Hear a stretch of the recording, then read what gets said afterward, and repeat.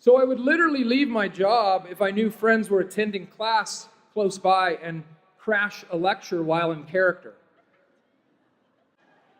Emil told me one day that I should crash his thematic options literature class one day.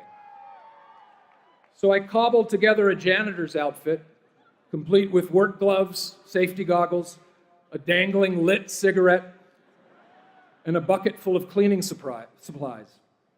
And then I proceeded to walk into the class, interrupting the lecture, informing the professor that I'd just been sent from physical plant to clean up a student's vomit. True story. What Emil neglected to tell me was that the professor of his class was Ronald Gottesman, a professor who co-edited the Norton Anthology of American Literature. Needless to say, a big-time guy. A month after visiting my friend's class as the janitor, I was walking through the campus when someone grabbed me by the shoulder, and it was Ron Gottesman. I thought for sure he was going to tell me to never do that again.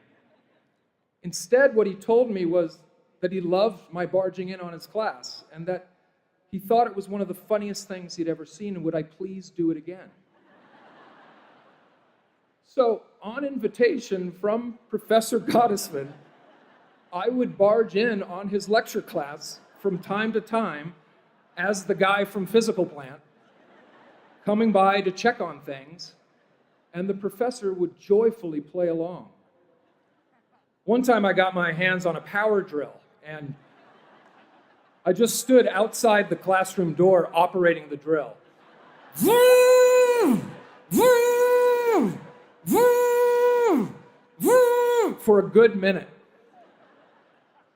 Unbeknownst to me, Professor Gottesman was wondering aloud to his class, I wonder if we're about to get a visit from our physical plant guy.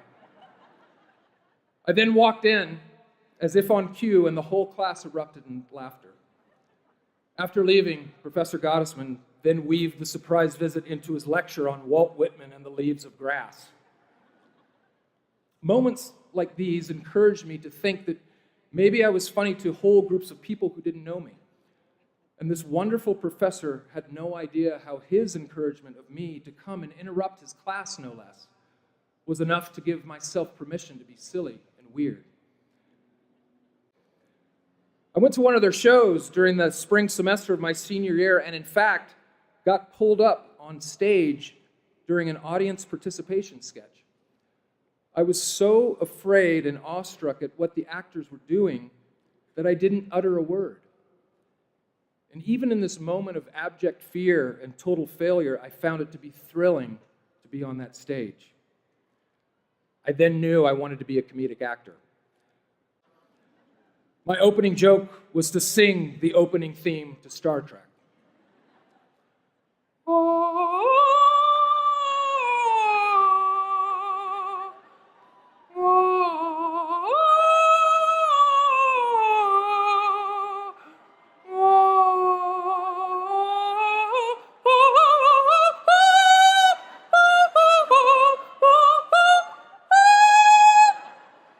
Not even funny, just weird.